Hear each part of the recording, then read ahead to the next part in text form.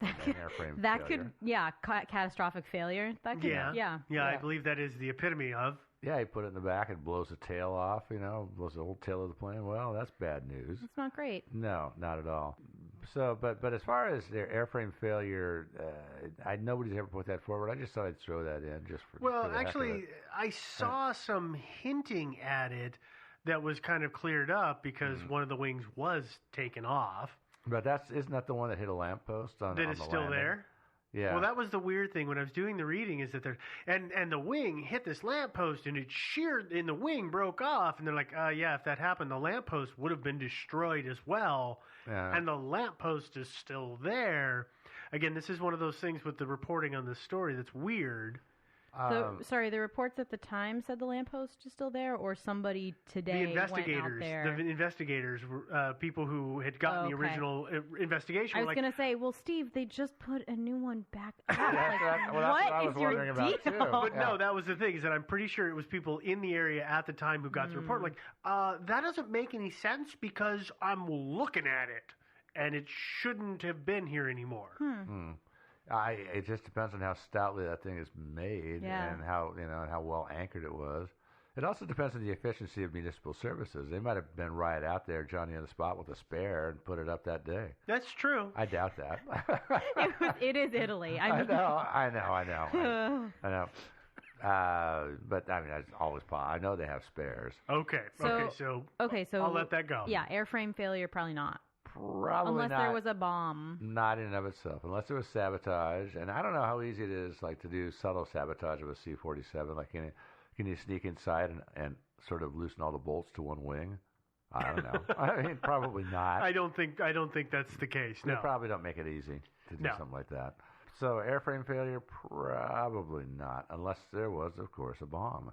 Okay, so you've said that 4 times. I know you're leading me somewhere. I'm kind of This is called, in the literary world, it's called foreshadowing. Didn't he say that last week? He did. Okay. Did I? Okay. Okay, so that last week was foreshadowing.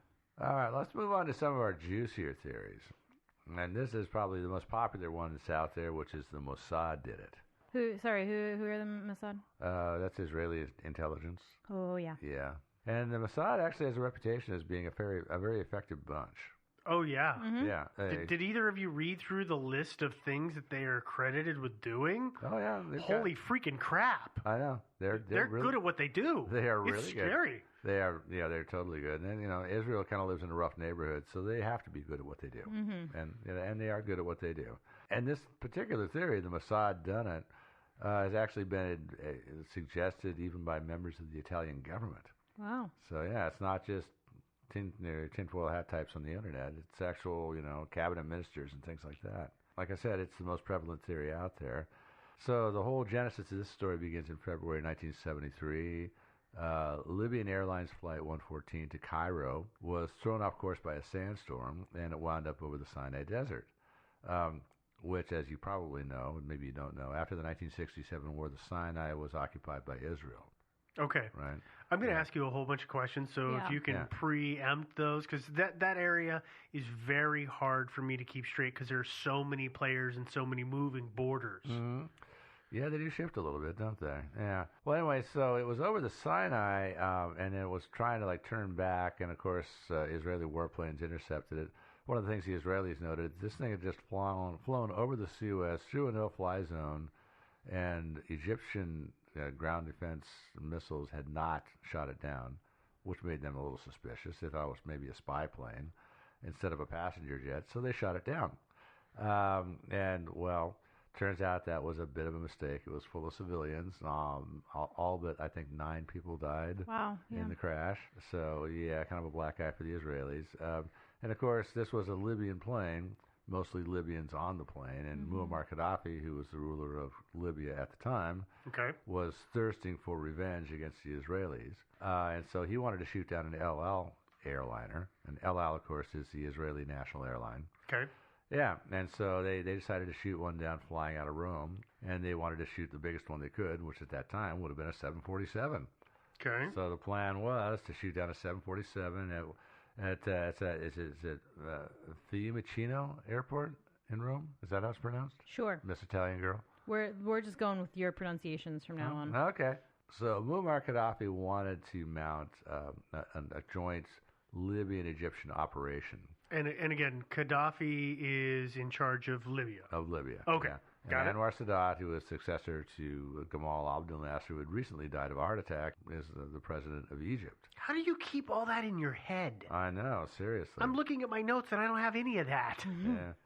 I've been sort of studying this stuff for a while. Okay, so we've got Gaddafi. Gaddafi, Sadat, and Sadat wants to sort of pacify Gaddafi, so he cooperated with him on this. He could see it was very important to him, and so since Egypt was supplied with Soviet weaponry, they just happened to have a few extra Soviet SA-7 Strela anti-aircraft missiles laying around. That's surface-to-air missiles, right? Yeah, exactly. Okay. Yeah, kind of like our Stinger missiles. Mm-hmm. Yeah, and so the Egyptians agreed to help out the operation by supplying them with 2 of these missiles, which they smuggled into Rome, and they were smuggled in there by a guy named Ashraf Marwan.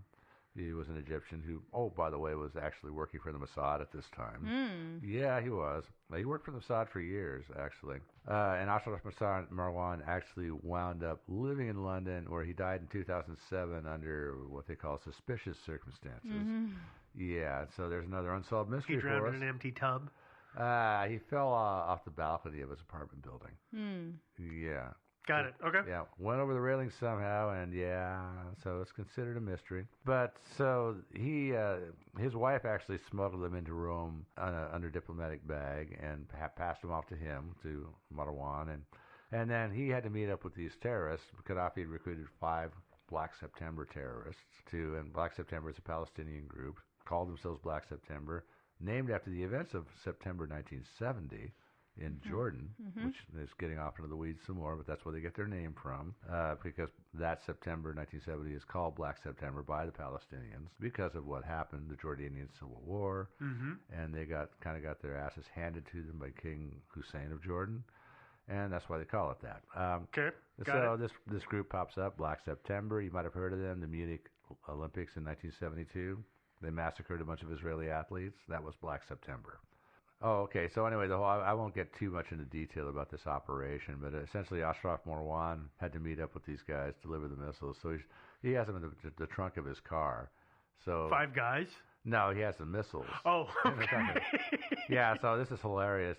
So they're going to rendezvous at this shoe store in Rome, and so they meet up. The Black September guy walks up to him, gives him the password, the secret code word, and all that stuff, and then he says, "Okay, well, I've got the gear that you guys need, so we're just going to get it into your car, and you guys can take it back to your place and get ready for the operation." And then the Black September guy says, "What? Well, we walked here. We don't have a car." And oops. And they scratched their heads a little bit. And then what the Black September guys did is they went down the street to a carpet store, and they bought a couple of big Persian rugs and brought it back, and they rolled up the missiles and the launchers in the rugs. And then they all threw them on their shoulders and carried them back. And they actually went to a subway station and took them back to their place on the subway. Oh my gosh! Anti-aircraft missiles rolled in carpets on the Rome subway. That's incredible. Yeah, I know. That's creative. It really is. Yeah. So they got their missiles back to where they needed to be, but it turns out that Anwar Sadat actually didn't want this plot to succeed. And he had actually told Ashraf Marwan to rat out these guys to the Italians. But Marwan had already told the Mossad anyway, so the Mossad tipped off the Italians. And the Italians were cooperative, and they captured all the terrorists before they could shoot down an airplane and kill hundreds of people. So it was a successful operation all the way around. And the Italians were kind enough also. The Israelis asked them if they could have one of the Strelas, the anti-aircraft missiles. And the Italians said sure. They gave him one. Because they hadn't seen a Strela before. They wanted to take it apart and have a look at it. Yeah. But here's where the Italians didn't quite do the right thing. They released the terrorists because they were afraid of terrorist reprisals. And so apparently what I heard is that they tried them, maybe convicted them. I'm not sure how far along it went. But then eventually they just let them go. What they did is supposedly Argo 16, that's our plane that crashed, supposedly it transported those 5 from Italy to Libya via Malta. And as the story goes, I have heard anyway, is that in Malta, the Mossad agents spotted the plane and figured out what they were up to. They figured out they were taking the Black September guys back to Gaddafi's home place, and that this theory is that the Argo was downed by bomb or whatever in retaliation for the release of the Black September terrorists. So that's why, and by Mossad. I think the reason that they released him, if I understand correctly, is that Italy had a double policy. In other words, because it was fearing getting attacked by anybody, they were, okay, well, we're on your side, so we will totally fight against them. Oh, we captured some of them.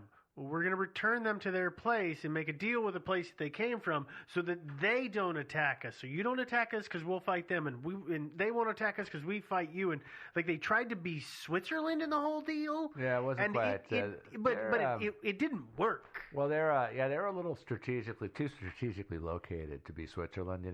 Yeah. Switzerland's kind of out of the way. That works to their advantage. But obviously. They were trying to be semi-neutral, and it just they went about it in the wrong way. They tried to be sneaky about it. Oh, yeah. And, they had a thing called the Moro Pact, although that was not yet in place at this time, as far as I know, which essentially said exactly what you're talking about. They agreed to sort of look the other way as long as the terrorists didn't blow anybody up or shoot anybody on Italian territory. They would let them operate and do whatever they wanted. And so that's a variant on this theory that the Mossad brought down Argo 16, which is that they were retaliating for the Moro Pact. This is named after the Prime Minister at the time, Prime Minister Moro of Italy, concluded a pact with the PLO, essentially a mutual non-aggression pact. And so what this was is the PLO could do whatever they wanted. If they were apprehended, they would be let go. They could actually live in Italy and operate out of Italy even, as long as, this is the quid pro quo, no attacks took place on